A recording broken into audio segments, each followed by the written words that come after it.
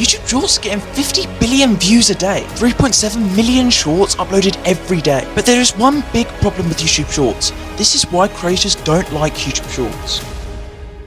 If someone asks me, what do you want first, the good news or the bad news? I'm always picking the good news. So let's look at the lighter side of shorts. Firstly, YouTube Shorts can get a butt ton of views. Like I swear, I used to throw something out my window and it was getting 6,000 views. Little me thought this was great, as I had like 6,000 people viewing me. Secondly, if you get 100,000 views or even 1 million views on your shorts, your subscribers are through the roof. But if we go to the other side, this becomes much worse. First of all, let's look at this channel called Chris Ivan. He has 1.43 million subscribers, so he's all good, right? Wrong. 10 days ago on a similar video to mine, he commented, I have 1.4 million short form subs and 4k long form subs. Whenever I post a long form video, they get around 1 to 5k views.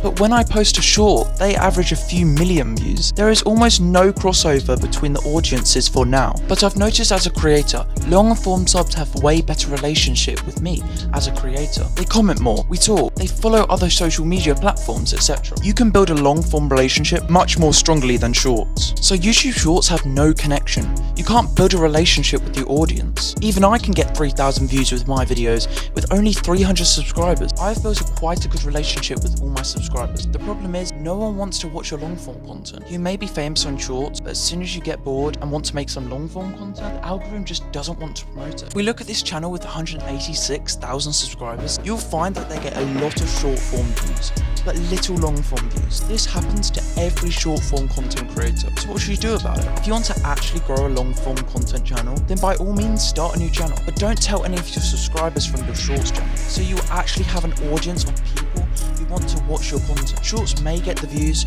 but they don't get the engagement.